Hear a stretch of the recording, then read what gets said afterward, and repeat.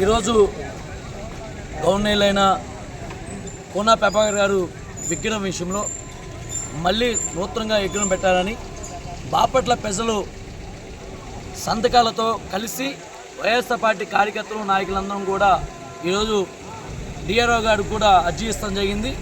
DRO గారు కూడా మళ్ళీ వెంటనే కమిషనర్ గారికి మేము తెలియజేస్తాను, తప్పకుండా ఈ విషయాన్ని కమిషనర్కి తెలియజేసి ఉన్నాము. ఒకసారి కమిషనర్ గారు కలవమని కూడా చెప్తాం జరిగింది.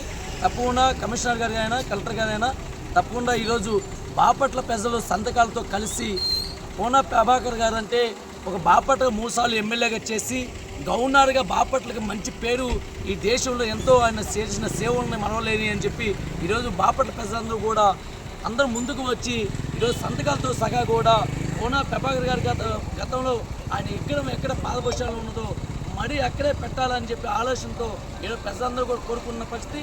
అందుకే ఈరోజు మా పార్టీ నాయకులందరూ కలిసి ఈరోజు అర్జీ ఇవ్వడం జరిగింది. తప్పకుండా ఈ విషయం మీద తప్పకుండా కమిషనర్ గారు కూడా కలెక్టర్ గారి ఆదేశాల మేరకు విగ్రహాన్ని వెంటనే పెట్టాలని చెప్పి మేము కోరుకుంటున్నాం.